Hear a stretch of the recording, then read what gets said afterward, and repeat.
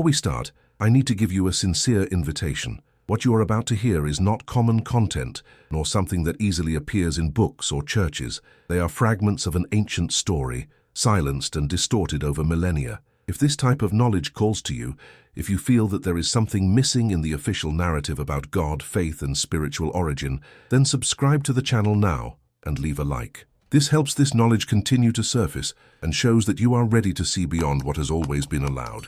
Now, take a deep breath, because we're going to get into the part of the story that the Bible chose to hide.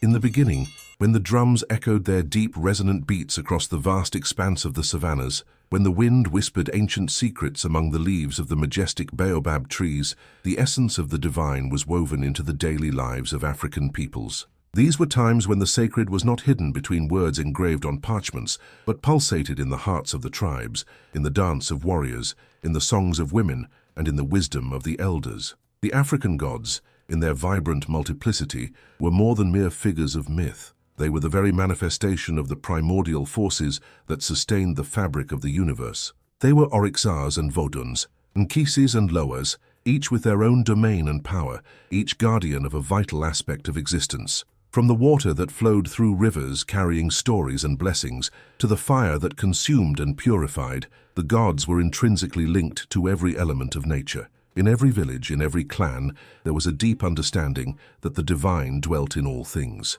It was not a distant presence, but a burning flame within each being, a continuous echo of the first breath of life. Men and women walked the earth with the awareness that they were part of an eternal cycle of birth, death, and rebirth, a cycle that the gods oversaw and kept in balance. Thus the gods were consulted in times of harvest and war, in moments of joy and mourning. Their advice was sought through ancestral rites, where incense smoke rose to the heavens as an offering, and where rhythmic chants called for the presence of the sacred. The priests, seen as living bridges between the material and the spiritual world, interpreted the signs of the gods, guiding the people through the most difficult decisions and the most joyful celebrations. However, with the arrival of writing and the imposition of new beliefs, these traditions began to be threatened. The power of written words, recorded in foreign languages and under the aegis of a single god, began to obscure the richness of stories passed down from generation to generation.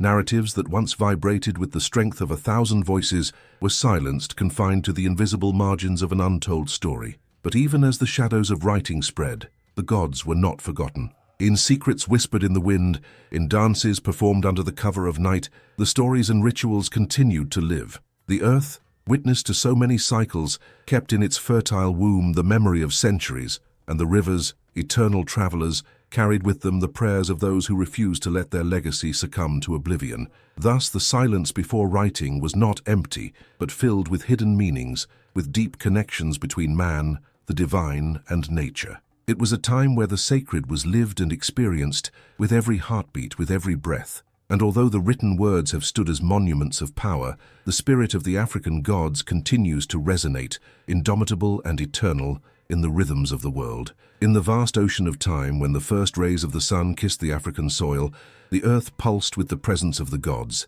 They were the very essence of life, and not mere idols as foreign writings would suggest. Each deity was a spark of the great cosmic fire, a living expression of the forces that intertwined creation. These gods did not dwell in inert statues, but danced in the wind, vibrated in the thunder, and whispered among the leaves of the great baobabs. In the heart of the villages, where the sound of drums resonated like the beating of a single immense heart, the gods spoke through the dreams of the elders and the visions of the shamans. They did not demand blind worship, for their strength came not from fear, but from respect and harmony. They were guides who taught the path of wisdom, justice, and balance. Every season, every lunar cycle, the people gathered to celebrate the continuity of life, to honor the ancestors who came before, and to ensure that future generations would inherit a nourished and peaceful land.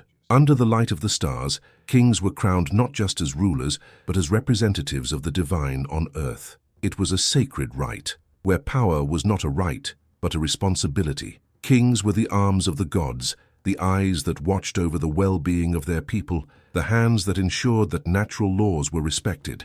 They knew that to govern was to align themselves with the invisible currents that sustained the universe.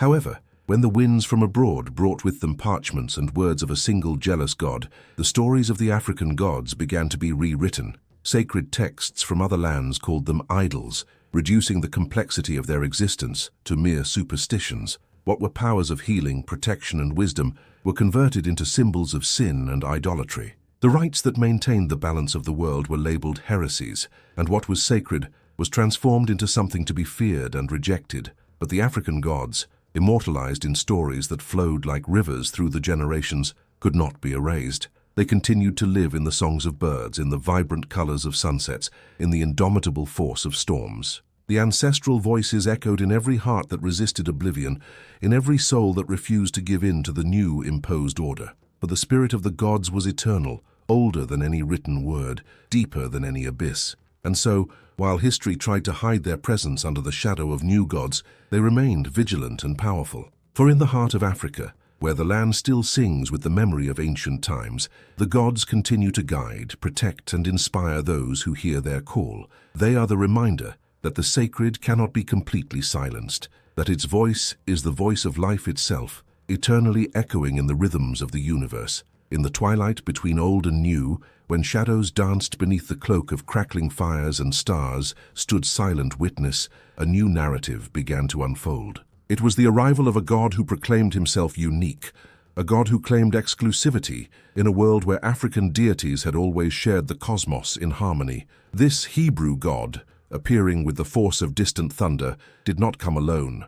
It brought with it the echoes of an order that sought to rewrite the destiny of people, that wished to erase the stories woven over countless generations. Thus, the spiritual firmament of Africa, as rich and diverse as the savannas that stretched to the horizon, became the stage for a silent dispute, a battle between the old and the new, where the invisible clashed with the visible. In the pages of the Bible, the presence of other gods was suggested, like shadows that moved between the verses, reminders of times when the divine was multiform. These echoes, faint as they were, revealed a world where African gods walked side by side with their counterparts from other lands, each guardian of their mysteries and powers. However, the imposition of a god who demanded absolute exclusivity was not just a matter of faith, it was a battle for power, an attempt to redefine the boundaries of the sacred. The elders, with their voices full of wisdom and tradition, perceived this change. They saw that by proclaiming the supremacy of a single god, one was not only denying the existence of others, but also threatening the very essence of their beliefs, their lives, their stories. What was at stake was not just a question of divinity, but the very identity of a people, the thread that wove their lives into the fabric of the universe. Thus, villages became arenas of an invisible war, where resistance did not take place on battlefields, but in the hearts and minds of those who refused to forget. The rituals once performed under the watchful eye of the gods were now whispered under the cover of night, hidden from the eyes of those who sought to erase their roots. The dances, once celebrated to the sound of drums, became acts of defiance, each step a reaffirmation of who they were. But the African gods, with their ancestral wisdom, knew the cycles of time. They knew that nothing was permanent, that even the darkest shadows gave way to the light of dawn. And so, on every river that continued to flow, on every tree that stood majestically against the sky, they left their marks, reminding the people that the sacred was deeper than any written word, older than any decree. And while the Hebrew god established himself as the central figure, demanding exclusive worship and loyalty, the African gods remained, like the whisper of the wind among the leaves, like the pulse of the earth beneath bare feet. They were not idols to be forgotten, but living, eternal forces that continued to inspire those who dared to listen, those who remembered where they came from. The spiritual and political war raging in the shadows was not just a battle of beliefs, but a fight for the soul of a continent, for the memory of a people. And while the winds of change blew, carrying with them the sands of time, the African gods, guardians of an immortal legacy, continued to witness, silent but present, the unfolding of history under the vast African sky. In the depths of the shadows that spread across the savannas, a time of imposed oblivion emerged, in which ancestral voices were silenced and the drums, which once pulsed with the vitality of the gods, were forcibly silenced. The advance of religions from distant lands, wrapped in parchments and written laws, brought with them not just words, but the calculated intention of rewriting the soul of a continent. Just like a river that changes its course in the face of an insurmountable obstacle, the African people faced the overwhelming tide of a new order that sought to devour their roots. Temples, once sacred spaces of communion with the divine, were reduced to ruins, their altars desecrated and their stories erased from the visible fabric of the world. The priests, guardians of the link between the human and the sacred, found themselves transformed into targets of relentless persecution, accused of witchcraft and heresy by those who did not understand the depth of their wisdom. The invaders, with their jealous gods and their promises of exclusive salvation, came not just to convert, but to dominate. They knew that the spirit of a people resides in their memory, in their stories, in their beliefs. By labeling African knowledge as a work of evil, by renaming the deep and ancestral spiritual connection as witchcraft, they sought not only to subjugate, but to disrupt the very core of African identity. This deliberate erasure was a strategy to break the invisible chains that held the people together. For by disconnecting generations from their spiritual heritage, they planted the seeds of doubt and forgetfulness,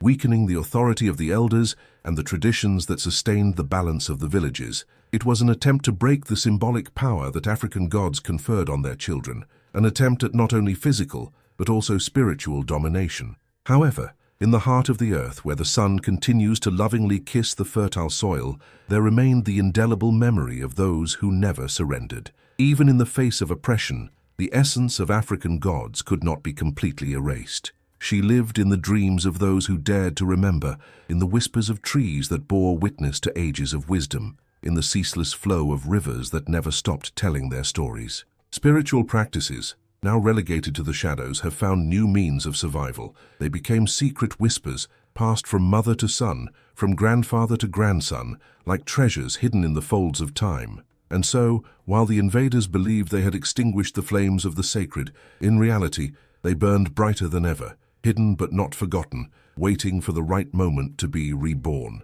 The African gods, with their ancient patience, knew that the truth can never be completely suppressed, for she is like water that flows between stones, always finding a path, however narrow it may be. And as generations passed, they stood as guardians of an immortal legacy, inspiring those who still heard the call of the blood, those who still felt the pulse of the earth in their hearts. And so, in the vastness of Africa, where time is an infinite dance and the future is just another story to be told, the gods waited, watchful and eternal, because they knew that the cycle would continue, that ancestral voices would be heard again, and that the sacred, however hidden, could never be completely erased from the hearts of a people. On the horizon, where time and eternity meet, where the winds carry the secrets of ancient days, we understand that history written by men is an amalgam of conquests and desires for domination. The sacred texts, which came into the hands of many as bearers of absolute truths, are also reflections of the intentions of those who sought to shape the world in their image and likeness.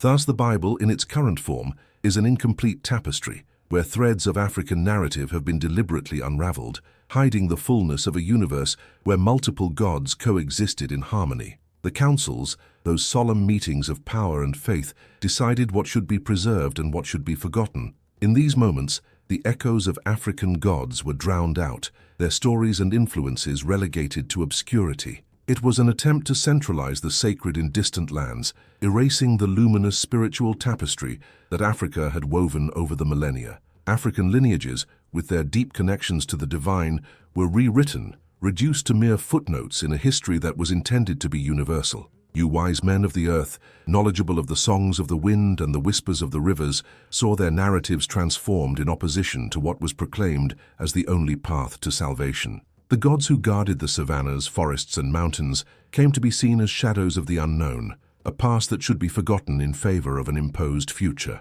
But the African spirit, indomitable and eternal, resisted this forced reconfiguration, keeping the essence of its beliefs alive in the hearts of those who dared to remember. Translations, like mirrors that distort reality, reflected only fragments of a greater truth, burying the richness of African traditions beneath layers of biased interpretations. Elements of this rich spirituality were absorbed and transformed, but always as mere ornaments, never as the center of the sacred narrative. However, like the deep roots of a baobab tree that holds the earth firmly, ancestral knowledge persevered, passing from generation to generation like an underground river that never stops flowing. This lost part, this untold chapter, lives in the blood and bones of a continent that refuses to be forgotten. Even buried under centuries of indoctrination, the myths and rites of the ancient gods continue to shape African identity and spirituality. They are a reminder that the sacred cannot be limited to a single text or a single people,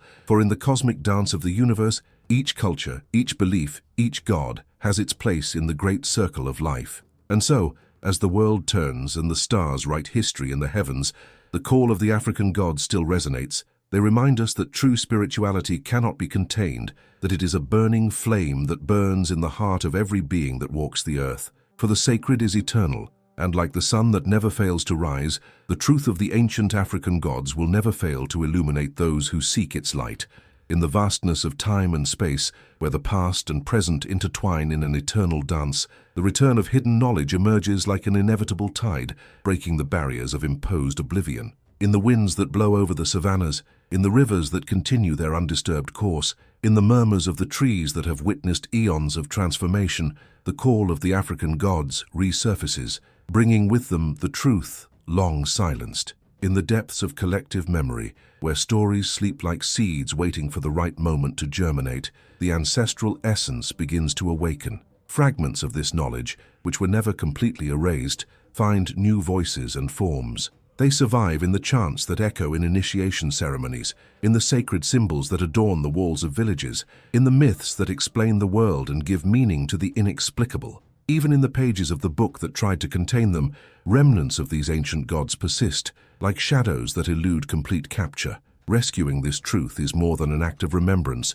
it is an act of reconnection with the essence of one's own identity. Because understanding that human spirituality is a complex and multiform fabric is recognizing the richness of all the traditions that make up the spirit of a people. It is not a question of denying faith, but of expanding it, of rescuing the multiple voices that make up the choir of existence. New guardians of this knowledge were then born, those who, with courage and determination, challenge the dominant narratives and claim the spiritual heritage that rightfully belongs to them. They are the storytellers, the healers, the community leaders, who in every word spoken, in every ritual gesture, weave again the cloak that covers the African soul. They restore consciousness, giving each individual back the notion that they are part of something larger, of a current that crosses time and space. As this truth returns, it is not an instrument of destruction, but of construction. It does not seek to erase other beliefs, but to enrich the spiritual mosaic of humanity, offering everyone the opportunity to see themselves reflected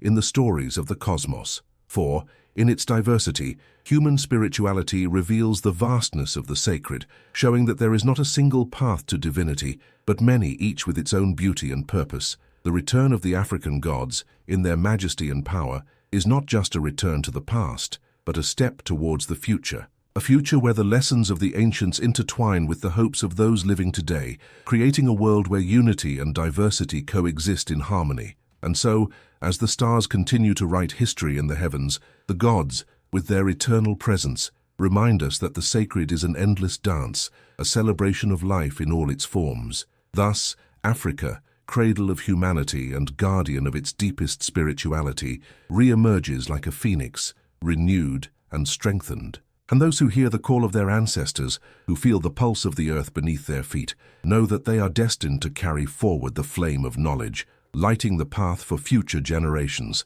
For the sacred, in its infinite wisdom, can never be completely silenced, and its voice, like the wind that never ceases, continues to echo in the rhythms of the universe.